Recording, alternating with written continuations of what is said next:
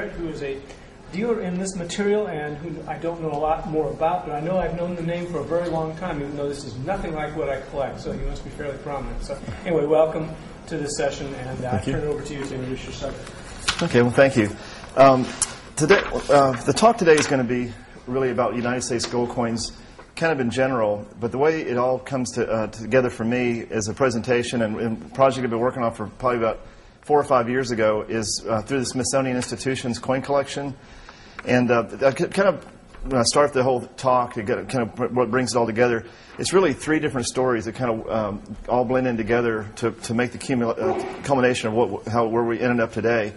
And first of all, I started out with my interest in gold coins in general. I started in coins probably as a kid when I was around 12 or 13, 14 years old. I was doing Lincoln pennies like everyone. I collected coins, had interest, went to coin clubs, and had a lot of interest, same way as a lot of young people do. And it kind of grew and grew and grew, and ended up when I was about 17, I got offered a job at a firm, and I actually became a professional coin dealer at about the age of 17. And I was doing that full time, and I did make it through high school, so I got my high school degree, so I was real happy about that. And my parents' insistence, but I was already working a 40-hour job when I was a senior in high school, so I was doing coins pretty much full time. And luckily, the person I worked for there was the largest coin company in the state of Florida at the time. It was Florida Coin Exchange, and the guy's name was William Calderazzo, and he was kind of a known, in his own right, a gold expert. He did sold a lot of bullion, did rare coins at the time, which is a little different than it is today. But he gave me the opportunity to really go out and learn. And my job was to go. My specific job was, on a lot of times, was to go around to coin shops in the Florida area, in the Central Florida area, which were probably in those days probably 20 or 30 of them, and spread out over probably a 100-mile radius. And I would go to the shops and say, "What'd you buy today?" And pick up coins. And early on, he taught me how to buy gold coins. And he would say, this you can pay $100 for $2.50 Indians, or you can pay $80 for this coin and that coin. And and then sometimes I do even do a more extended trip, go away for a week or two with a friend, and we go around to coin shops. And I still really remember it vividly. I went to one trip, did a road trip, and I got back and I probably bought 100 gold coins. And when I got back in, the boss called me in and says he wanted to show me something, and about 30 of the coins I bought were counterfeit. And at the time, I didn't. It's like, wow, that was really an education. Sometimes the best education on these things is learn the hard way. So when I got those, I studied them really, really carefully, and I'd go out and I kind of see what to look for, and try to that really seared into my brain kind of the education about learning about counterfeit gold coins. And today, by seeing them, and I'll have customers come in and show me a gold coin across the counter, and they'll show it to me before they've even gotten out of their hand. I'll say it's a counterfeit, and they'll say, how do you know that? And I say, well, it's like a diamond dealer. If you see coins your entire life, you can pretty much tell at a glance. It's just the characteristics and the feel, the texture, the luster. It's a lot of things that come into it. It's hard to explain, but when you see them, you just know it. It's not being genuine, and it's probably something that may be even hard to teach exactly. But I really learned by hands-on over a long period of time. And when I was starting out in coins, it was the reference then was like the Red Book. And that was the thing I'd take it home and I'd try to study it, study mintages, and we'd quiz friends and try to it was like that was the book. And I remember back in the 70s that I think the book used to come out around June, July, and around June people wouldn't even price their coins to you because they wanted to wait till the Red Book came out to see what the new Red Book prices are going to be. So it shows you how different that we have today, where you can go on the internet, you can see probably 5,000 gold coins being offered on eBay right this second. Or you can go in and find out pricing, last-minute trades, internet pricing. It's a whole different world as far as pricing it was when I was starting. It was really a lot less information. It was a lot of the good things that you could learn, but it was a whole different world from doing that. And so my career kind of blossomed. I bought and sold a lot of coins. I got started in coins at a really good time. It was I graduated from high school around 1976. 1977, things were heating up in the coin market. 1978 got a little better. In 1979, we had the gold and silver boom of 1979, 1980. And someone should write a book on that subject, because that's just a really fascinating time period in numismatics. It was the Wild West of coin business, and I mean, we'd come to work some days and there would be probably 100 people standing out front wanting to sell us their grandma sterling they'd stolen, or getting it out. And it was really just a crazy time. And in that time period, gold went from a few $100s up to $900, and a lot of coins came out of the woodwork. So a lot of new material showed up. It was previously coins that were thought to be rare, where all of a sudden there were tons of them around. It was just a whole different world. And about that time period, a groundbreaking book came out, and it actually came out over a few year period. But David Akers came out with his book, his series of books. I think it's called The Analysis of Gold Coins, and he started off by denominational books. He did the gold dollars, came out first, then they were later followed by 2.5s, 3s and 4s, then 5s, and 10s and 20s, and those books were really, really, really groundbreaking at the time. He went through, and before those books came out, Red Book would have a price for all the coins, like say $5 Liberties. They'd have a price for all the $5 Liberties in Unk. Well, when he did his analysis, he went in and did a lot of from the research. He listed all the auction catalogs from like the auction appearances from like the previous 20, 30 years, or maybe 50 years going back. And he was able to demonstrate that a lot of coins, especially in the 5 Liberty series, 10 Liberty series, were actually unknown in mint state. They were, even though there were prices for $1,000 or $2,000 for a coin, it did not exist. And before he did that analysis, it was just what kind of guesswork. People didn't really realize that, didn't know that, and that was actually a book that even today, I talk to Dave a lot, and it's interesting how some of his research and what he had seen over his career when he put his books together. A great majority of his information still holds up as factual. I mean, a lot of coins are still. There's some exceptions of gold coins that shipwrecks, like 1857 S20s that previously unknown, probably uncirculated, and maybe a handful, and all of a sudden there's 10,000 of them, or 5,000 of them. So there are exceptions of hoards that showed up, but in general, he was pretty accurate in a lot of his work. But that was new information, and it kind of put gold coins at another level. Prices surged because of that information. All of a sudden, people could find out. They could look in this book. They could get an idea how rare it is. When the last one traded, kind of gave people a lot more information. So that was kind of that was very important in my career as far as more information. It gave me a competitive edge with a lot of people because I studied those books, tried to learn more and more and more about them, and it's hard to underestimate what the power of those books. So and also in that time period, like 1979 through like 1984, there were a lot of coins that coin prices had surged a lot. So there were a lot of coins that came on the market that had previously not been on the market. In 1979, 1980, the Garrett collection, which is unfortunately I was not related to, that was a collection that was formed in the 1860s, 70s, 1880s, in the 1920s by John Ward Garrett, and it had unbelievable coins. I mean, museum quality coins, and there were coins in there that sold for 6 figures at that time. They didn't reach those levels again for another 20 years. I mean, they brought just gigantic numbers. And there were a lot of important coins that did come to the market. When prices rise, it's like even right now, in the last 4 or 5 years, prices of great coins have really risen a lot, and that's why you'll see Heritage have a $50 million auction. A lot of people have formed collections in the last few decades.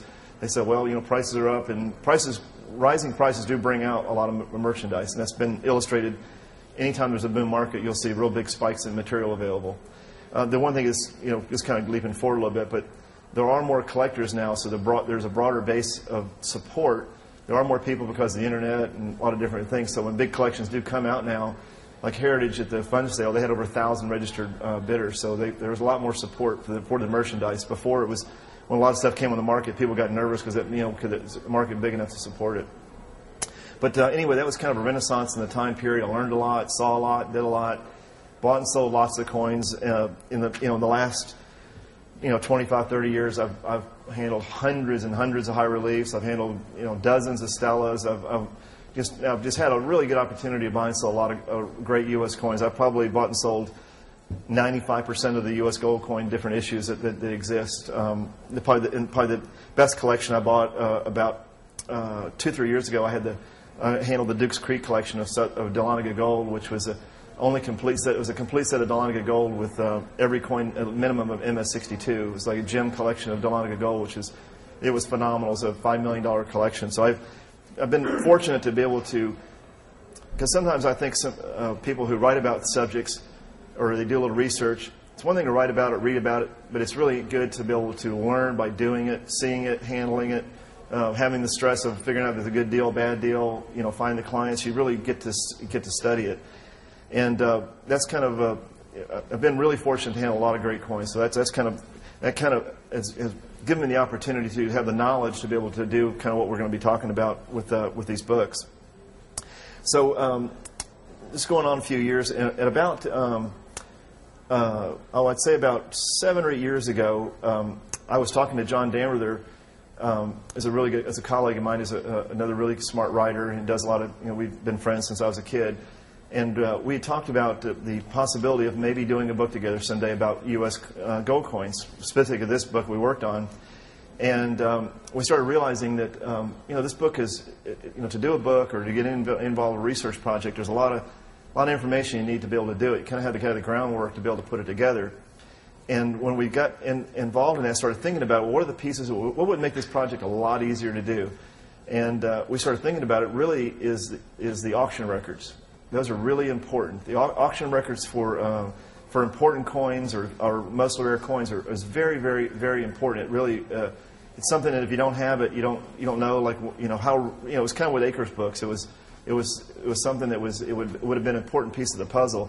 So we started about that, and we thought about what would be involved in doing that. And luckily now with technology, you can create databases. And once you do a database, you can do searches. You can use that information, manipulate the information. You can do a lot with it. So my first publishing program that I was involved with is we actually realized this was going to be a big project, and we kind of got organized with it. In my office, we actually hired like 5 or 6 college students, and I created the database. We got it. My personal library I've been collecting for a long time. I have pretty much every American auction catalog from probably 1970 on to date. So we said, okay, we're going to put the auction records together, and we're going to input in a computer and database. We're going to list every coin that sold at auction in the last 30 years, which it sounded okay at the time, but once I got into it, it was a gigantic process. It was really a lot of work. But we realized it would be such an important tool. It would really just make everything a lot easier to do. So we had college students, boom, boom, boom, banging the catalogs out, prices realized. Worked on it for about 3 years, and edited them, and it was a big job. But once I got into it, I realized how powerful that information was. It cost us tens of thousands of dollars to put the auction records information together, paying these college students. I was at a convention during this process. I'd already done a lot of the gold coins, and a guy had an 1841 quarter eagle, and is a fellow who just happened to have it at a coin show. Gray sheet bid was around $30,000. Trends is around $40,000. Well, I saw in the auction records one about 2 years ago was sold for $75,000, about that grade, and he wanted like $35,000 for it. So I bought the coin. I had a little piece of information that no one else had, and I actually made like $20,000 on that one coin, and it was because I had a piece of information that made that transaction. Really, it was a competitive advantage, and I realized the power of that information would really make an impact in the business. So we just kept plowing through it, and the result now is we have a database with every gold, silver, copper, colonial. We've created a database now. It has the auction records for every U.S. coin from about 1985 to date. So it's over a 20-year auction records. That information now is available from Whitman. They publish books that come out every year. They're kind of expensive, like $150 or so per book. But if you specialize in a series, or if you want to spend a significant amount of money in a series, that information is really, really. You save it on one coin. I mean, it's just really it's invaluable. And it's also stimulated a lot of. I've got the largest guy that a guy that owns Whitman is a guy named Charles Anderson. He collects pattern coins.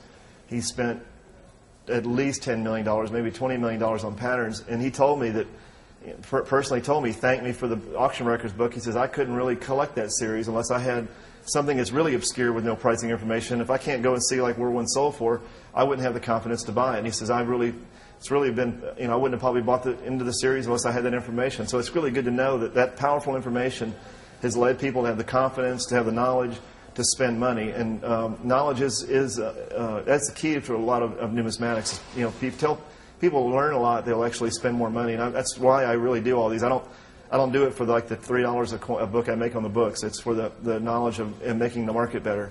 So anyway, we worked on that project, plowed into it, and that really the only reason we did that book was to have the tools to do future books. So it really, and it's not really a book. It's a database. It's just a printed out, but it's not like a traditional book. But that was really just done as a tool. We worked on that, made progress with it, and today I'd say you ask any dealer, any dealer does a lot of volume in rare coins. It's a tool that almost all of them use at some point during the month. I can't think of any big coin dealer that at some point want to reference the auction records of what something's worth. So it's become widely used. Some of the computer database systems that offer quote pricing, they use it. It's all the auction companies. The auction companies now that auction things, they use it as a tool. When they auction off an important coin, they can say, well, according to these records, this coin's only appeared at auction twice in the last 20 years. So even the auction companies themselves now are using the auction records. So it kind of really fits in nicely. So that kind of went that progress, and then John and I kept thinking about the book. We debated how would we ever do a book about gold coins? What would it be in it? And it kind of use I guess a kind word. It kind of languished for a while. John very, very busy with other things. He owns part of PCGS, and we kind of and the coin market was strong, so we kind of it's time consuming. Do we really want to do this? Well, in the meantime, I had a opportunity. This guy Charles Anderson came to the coin market, and he bought H.E. Harris company. He started in a book publishing business. He bought Harris. It was a company that does stamps and book supplies and things like that. And they were looking for a project to kind of launch off when they got started. And it was just one of those serendipitous type things. I was at a party and I was talking to him, and we were just chit chatting. I said, a book I've been working on is about gold coins, but I said that's a huge project. That'd take years for me to do. But I said, one that I really always thought would be kind of cool is a book about the best U.S. coins. And I had an idea about it. And I said, I think a really neat book would be a book called The 100 Greatest U.S. Coins, because people like lists. They like to know about, it's like the 100 greatest baseball players or sports figures. People like lists like that. So I talked to them. They thought, that'd be a kind of a neat thing. And we talked about it. And in the meantime, John was so busy with other projects. I approached another friend of mine named Ron Guth, who's another lifelong friend that's been. We used to live together down in Florida, and he's a great writer. He and I used to be partners in auction business. He can bang out stuff better than anybody I've ever met. He's just a great numismatic mind. And I was telling him about this project. I said, it wouldn't be a huge book. It'd probably be 150 pages, and we'd do a page for each coin. Talk about we'd go through and do the voting and do this. So everybody thought the idea was kind of neat, and they liked it. And so I said, okay, we signed up for it, and they gave us about 6 months to put it together. I went and started the whole. I'd never done a book before, so it was my first real book. And there was a lot to learn, but it wasn't too onerous. It was 100 coins. So how hard can 100 coins be to do? So we got it. We had some voting to do, and I think that the first book, the 1913 Liberty Nickel, came out #1, and that was on the cover of the book. And that was kind of like, for me, it was my launch into numismatic books. And it was very well received. It won the Book of the Year award at the NLG thing that year. It won the P&G Book of the Year award. The one good thing about these guys with Charles Anderson and Whitman Publishing is they have distribution. They also, not in the numismatic press, but the book sells in bookstores around the country. So it's really neat to be able to get out. And, I've had people from all over the country send me emails, I love your book. It's a coffee table. And, it's neat to fantasize about coins I might own someday. And, and when I talk to people about them, trying to explain about why a coin makes the greatest coin, it's the stories that make a coin great. And it was neat to have a format where you could really write and tell the story about what made these coins great. And that was, like I say, well received, very successful. We're getting ready soon to start the third edition of it. So it's been through 2 editions now, and we'll be coming out with third. So then the next project, we were still in that, this gold book is in the back of my mind. It's like, I still want to do that, but boy, it's going to be a lot of work. So another little, I guess, little boutique project came up. They wanted to do a book about one of the other Anderson brothers collects type coins. So I said, well, we'll make him happy. We'll do a book on type coins. So we did a little book about 100 some odd pages. It's called History of United States as Illustrated by Type Coins. So we worked on that, and the emphasis on that was on photography and making it like an art book, more like, here's a mercury dime, but you've never seen it like this. It's gorgeous, color, beautiful, all the story, just to really stimulate interest in type. And so we did that. That book was well received, not nearly as well received as the 100 Greatest, because the concept wasn't as unique. But that was successful. Ron and I did it again. Ron was my partner. We worked on it, knocked it out, got it done in a few months. So we were thinking, like, that was neat, but I'd like to do a gold book someday. And John and I talked about some more, and he was like, well, I'm going to start doing a book about varieties of early gold. And I said, well, so he went off and did his thing. And Ron and I, still in the back of our mind, maybe it'd be neat to do, get involved in it. And in my life, I've been really fortunate. Things always kind of work out. So I had another lucky event. I got involved at the Smithsonian when they were, if you've read about the Smithsonian Institution, they closed the main museum. And what they did was they were going through renovation. They took down the numismatic display. And I'd been there for some other research I'd done on the 100 Greatest book, photographing the 1933-20 and some other coins like that. And I'd established a relationship with them. And it dawned on me one day, that relationship kind of gelled, and it kind of worked out. And I was thinking, boy, it'd be nice to. I want to do this book sometime on U.S. gold coins, but one of the hard things about it is to get in the photographs. There's over, gosh, I don't even think there's over 2,000 different U.S. gold coins if you include the proofs. So getting a photograph, here and there, one here, one there. I mean, it would be just really, really hard.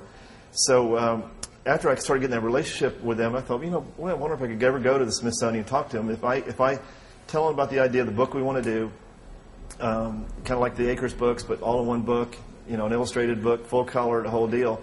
And Whitman was behind the idea. They kind of thought that would be neat. And then I went to the Smithsonian. They thought it was an interesting idea. And anything you do with the government, it took a long time, probably took a year of going back and forth about images and how it would work. And the good news is they thought it was, they signed on to the project. And that was a huge break in I couldn't have done the book otherwise. It would have been impossible because I could have never gotten all the photographs together. And also to have them, if anybody has any inkling of coin photography, what makes it tough these days is all the really good coins are in slabs, what they call PCGS or NGC holders. So when you take a coin, it's like you got to get the light just right, then you got to edit it. It's just really a difficult process. But to have them in lays and trays and be able to have a coin uncertified, put it out and photograph it, it's 10 times easier. So it worked out good. Guy in my office does great coin photography, and we arranged it for he was able to go out there and help us do it. So that was this kind of process started in a kind of a little bit of a reverse bell curve. I was all excited about the process. They were all thrilled about doing it. Everyone signed on to it. Says go go go. That'll be wonderful.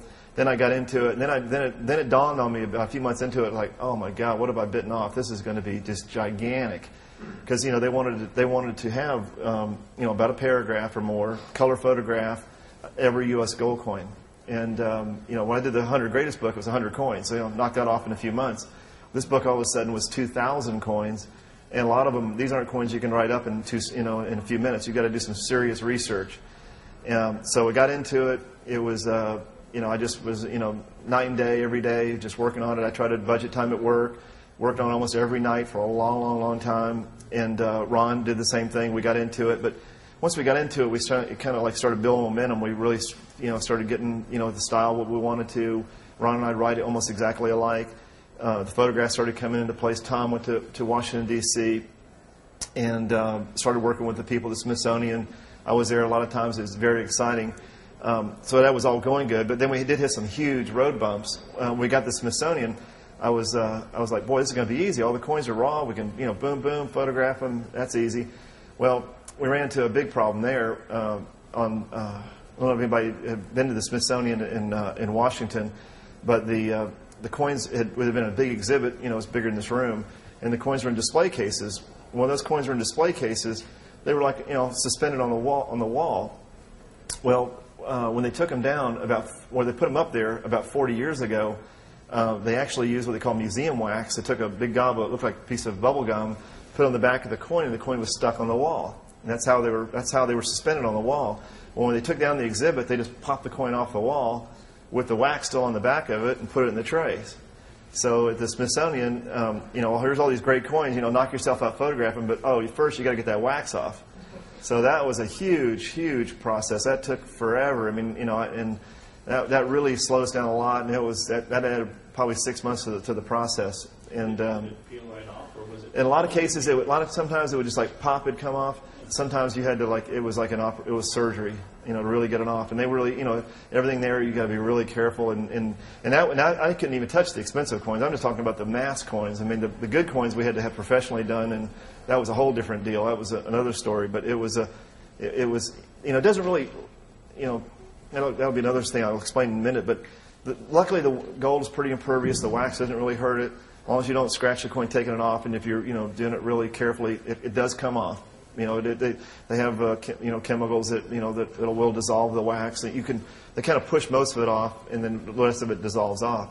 So we did get it off, and that did work out. But it was just really slowed us down a bunch. And there's still thousands of coins in the collection that we didn't need photographs of that have the wax on them. And that's a long-term process. They need to get taken care of. But that's it's about resources.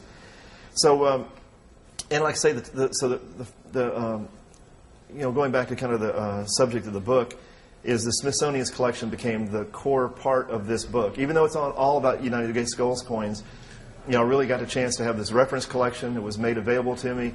It was a wonderful experience. I got to go to Washington, D.C., a couple dozen times probably. Established a lot of good relationships with people there in other departments, and got to learn about it. And the collection, a lot of the Smithsonian's collection, what's really interesting about it, a lot of it, was on display, but that was just a tiny. The rest of the collection is all in these, a vault room about twice the size of this room, and they're all in vaults or in trays. And a lot of stuff, it really never, had been a long time since anybody, especially with modern day numismatists, having a look at them with an eye for, what things have been learned in the last few years. So it was really, like a kid in a candy store. We're getting to see these wonderful items, neat discoveries, and it was a lot of fun. And to give you a little bit of notes on what I was dealing with, the Smithsonian collection has over 4,000 U.S. gold coins, and that's probably the largest collection. I'm sure it's the largest collection in the world. And because the collection, there's two big parts of the collection. Back in the starting in the early 1800s, somebody at the mint, luckily for collectors, the mint when they would make examples, they would save them for what they call the mint collection. And it was saved and also when people brought in foreign coins or they brought in old coins to be melted, someone there, it was actually starting probably in the 1700s, late 1700s, there was somebody at the mint, and this continued for a long time, that would actually save examples. And they also made coins in the proof format, and they would save them for the mint collection. And there was a collection that was in Philadelphia. It was started. When people visit, see the vaults or get to see some of the early Smithsonian collection, one of the most stunning things they have early proof gold coins starting in the 1820s. Like there's a 1821 half eagle, 1828 half eagle, and these coins look like they were made by the Franklin Mint. They're just glittering jewels. Just gorgeous. Luckily, somebody at that time point was taking them off. They would get it one a year, different denominations, and they built the mint collection. This continued for a long time. There were periods that was interesting. You go through, like in 1850 through around 1857, they stopped doing it. No one made any proof. There's no proof coins from 1850 to 1857 except for one or two exceptions. And it's just like all of a sudden they forgot they were building a collection. And then they started again later and was real serious about it. So it's funny how all the early bust coinage is there in proof, and then there would be huge gaps where there's someone that's obviously it did take that actual individual there to really be doing that. And someone stopped doing it, but it's like a pristine collection. What other coin collections? The United States coins began in the late 1700s and continued forever. It's really just an amazing collection. people would also bring in another place where they got a lot of coins is back in the 1930s when there was a big gold melt. A lot of really neat coins got brought in, and they got saved for the mint collection at the time. Around the 1920s, there was a decision at the mint in Washington. I'm not sure exactly the politics of what happened, but they transferred the mint collection was transferred to the Smithsonian. That's how it became part of the Smithsonian's collection. There's still a little animosity. I think the mint would wish they had it back. They're like, what did we do? Why did we do that? But this mint's collection, all those great coins were stored at the Smithsonian. Were there for a long time. There's been ongoing exhibits at the Smithsonian of numismatics, off and on over the decades, and it's been part of the collection. Around in the 1960s, we'll actually go back a little bit. Part of another thing too, and in that time period, there was an interest in numismatics, and it's kind of interesting when you go through the gold coins. Some of the other spectacular coins in the later ranges. Somebody in the 1920s, starting around 1920, 21, up through like the 30s, they would send over 2 examples each year to the Smithsonian of the gold coins when they would be made. They have in their collection 2 1921 20s. I mean, they were like picked up in the mint, dropped off in the collection. They're spectacular. Over $1 million a piece they're worth today. So I mean, they're really just amazing. They've got like 1920 70 20s. They've got 2 or 3 of them. I mean, someone just had the foresight to save them, send them in, and they got little notes on them, sent from the mint. So they're really just amazing. The amazing luck that someone actually took the foresight to save a handful of those coins. And then in 1968, there was another really big break with the collection. The Lilly collection was donated to the Smithsonian, and the Lilly, when Mr. Lilly died, the state worked out a thing with the United States government. They gave him like a $5 million tax credit, and the collection was donated to the Smithsonian, and that kind of formed what most of us, if anybody's been to the Smithsonian in the last 10 or 15 years, what was in the Smithsonian for probably 40 years. It was a big, huge room full of gold coins, a Lilly collection. It was virtually complete. So, at the time, it was a complete set of U.S. gold. There's a few coins that showed up later you didn't get, but it had a complete set of U.S. gold, and it had one of everything. Plus, it also had world gold. I don't know anything about world gold, but what I can see about it is it's spectacular as well. Amazing coins. And the important part about the Lilly collection, it filled at the time a vast void in the Smithsonian's collection because it had mint mark gold coins. And what's important about that is kind of interesting. Back in a lot of people today can't believe it, but actually collecting mint marks wasn't even fashionable until like the late 1800s. Before that, if you wanted to buy a gold coin or any coin, there was really no attention paid to the mint mark.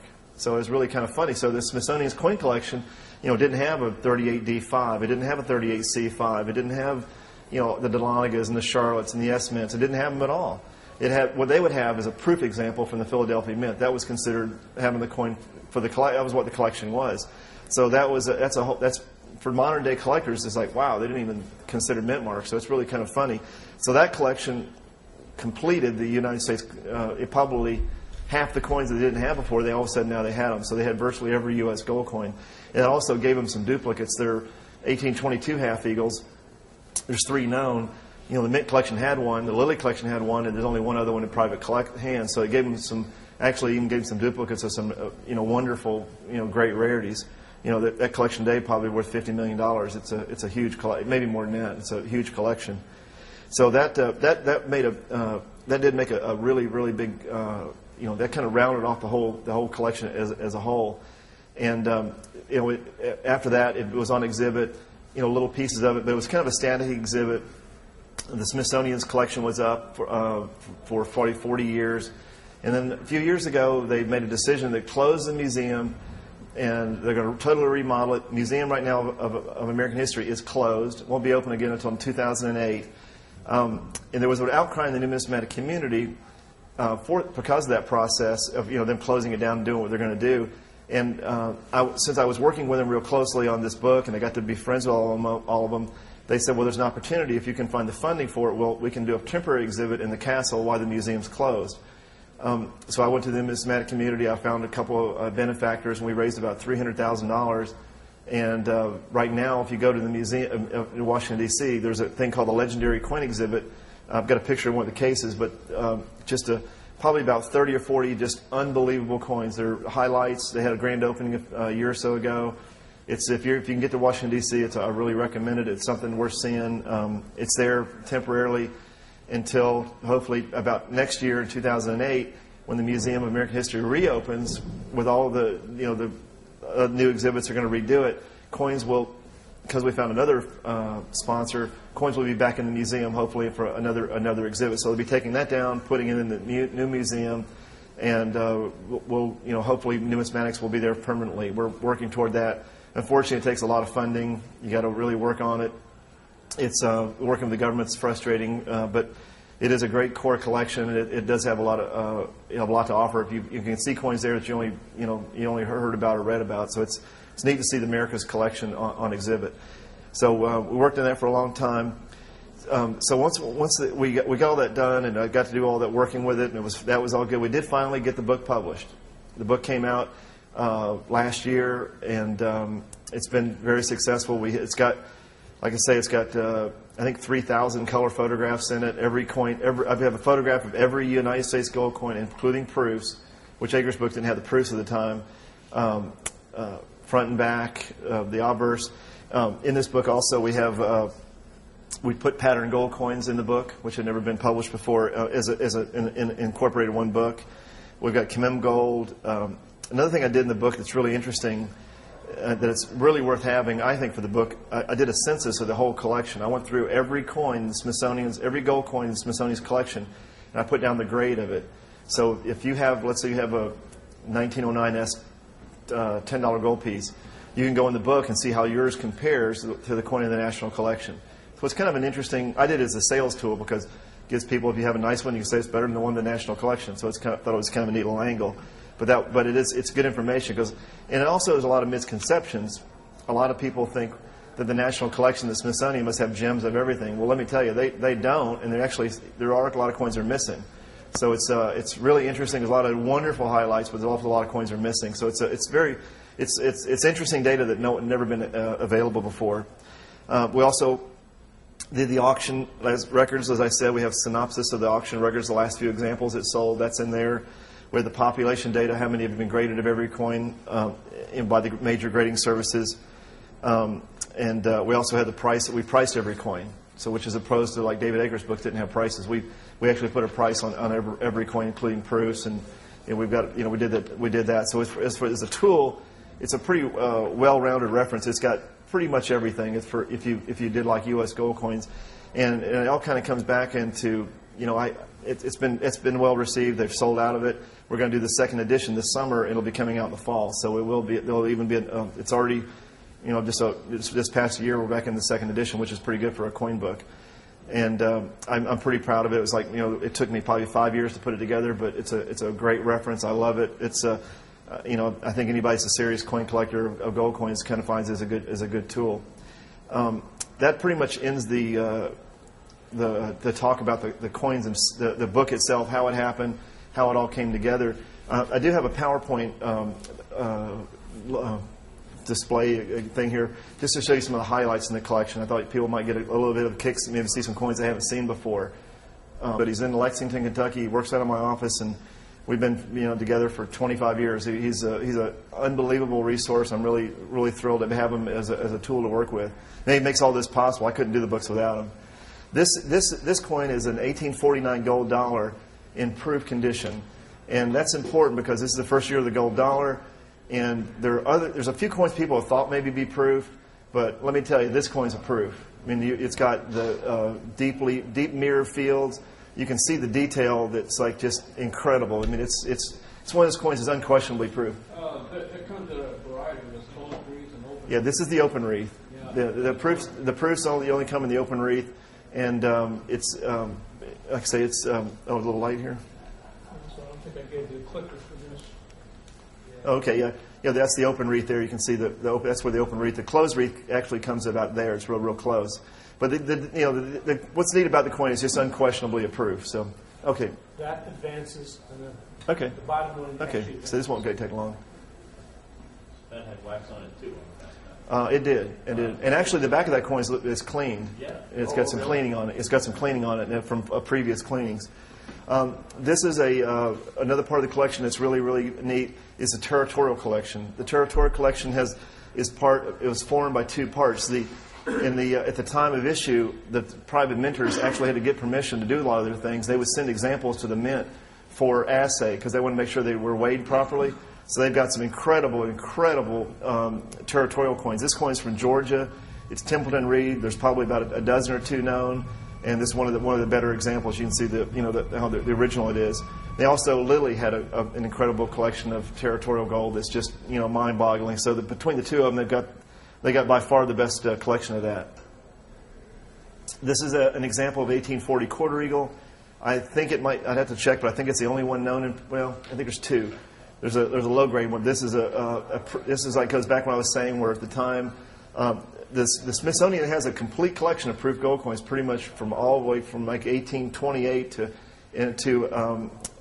up through 1915, except for the years they don't exist. So there's 1840 quarter eagle, only one around, a glittering gem proof, just a beautiful, beautiful piece. Oops. The top will go up. Go back up. Okay, here's another coin. This was one of the numismatic discoveries I did when I was doing the book. It was kind of neat. In the commemorative gold section, there's a 1915S Pan Pac 2.5, and the coin is a Roman finished proof, previously undiscovered. And that was probably one of the discoveries we made when we were doing the book. So it's never been published before. So it was unknown before that. The coin's got sharp wire rims. It's just no doubt at all. It's a Roman finished proof. So anybody collects has anything to do with the commemorative coinage, you kind of realize how important that is. It's a very unique coin. It'd probably bring $250,000. Let's see. Okay, next they have a complete set of Stellas. This is the 1880 coiled hair Stella. It's a great classic rarity. It's a beautiful, beautiful piece in gem condition. Probably worth about $1 million. I don't know where the other half of that went.